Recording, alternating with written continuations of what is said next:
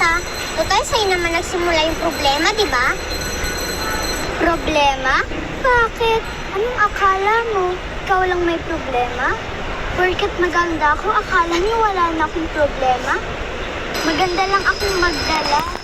Kasalanan ko ba kung maganda ang combi ng jeans ng parents ko? Kasalanan ko ba kung nag-off lotion ako? Kung makinis ako? Kasalanan ko ba kung di ako nagbibilad sa arawan kaya wala akong puto at isa? Hindi kayo aware sa pinagdadaanan ng isang daya ko?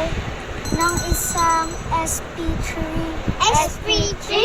Sobrang pretty, papuntang perfect.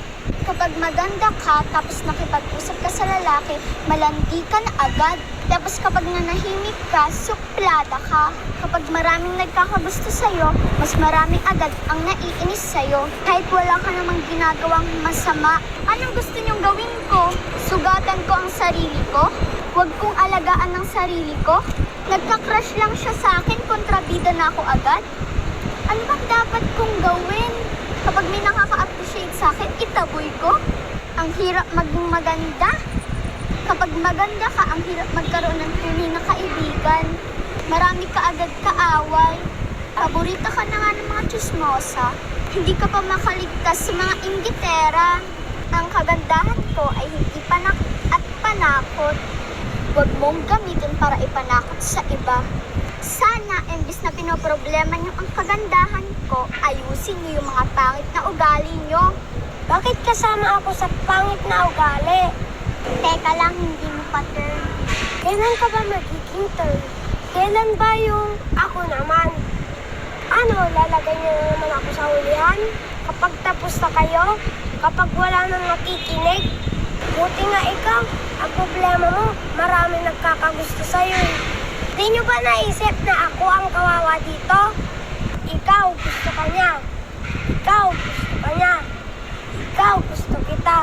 Eh ako, wala naman nagkakagusto sa akin eh. Yakult ako ng yakult pero hindi ako okay. Di ako everyday okay. Pero isang tawag mo lang, nandito na agad ako. Lagi kong sinasabi sa sarili ko, hindi nakita crush, pero pag nakita, Crush mo na siya ulit? hindi or tapi sa mga studies, a crush only lasts for a maximum of 4 months. If it exceeds, hindi na crush yun. Ang tawag na doon, love. Huwag mo sabihin ang salitang yan ng patanong. Dapat ang love, hindi patanong. Dapat ang love, sigurado, walang duda. Sa bagay, di naman kita masisisi. Mas madaling magpanggap kaysa tumanggap. Mas madaling magpanggap na mahal mo yung kasama mo. Kaysa tanggapin, di mo makasama yung totoong mong mahal. Teka lang, hindi pa tayo tapos. Teka lang, hindi pa tayo tapos. Os, bakit? Kailan ba ang may kaya magsabi ng ayawan na? O eto, pakinggan nyo. Ayawan na. Kahit gustong gusto ko pa. Teka, sasama na ako sa'yo. Sasama ako sa'yo pero hindi ako malandi at hindi kita gusto. Sasama lang ako sa'yo dahil ayokong maglakad mag-isa. Okay na? O, baka may issue pa ha? Tayo na lang dalawa. O tapos ngayon, gusto mo tayong dalawa na lang? Matapos mo akong saktan? Ang ibig ko sabihin, tayong dalawa na lang naiwan dito. Mali pa rin. Dahil ako lang ang naiwanan dito. Correction, di lang kita iniwan. May iba pa ako nagawa. Ano? Kamali ako. Sometimes, two people fall apart to realize how much they need to fall back together. Nahihiya ako sa'yo kasi kung naging weak ako, ikaw, napaka-fighter mo. Sigurado ka sa feelings mo. Ganun naman, di ba? Malalaman mo lang na totoo kapag nagstay yung feelings kahit wala na yung tao. Tara, sorry na tayo mag-usap. O sige, pitpitin mo na lahat ng sayo. Ako na magliligpit dito.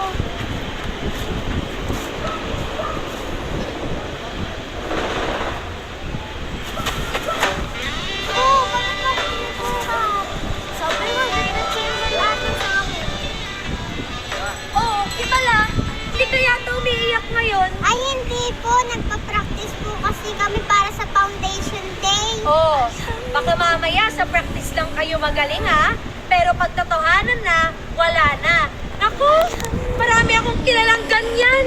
May pabuhat-buhat pa, pero pag yun na, ibabagsak ka rin. Ang saya-saya mo ngayon. Tapos bukas, iiyak ka na naman. Ikaw na ulit ang pinagtatawanan. Pero di ko kaya.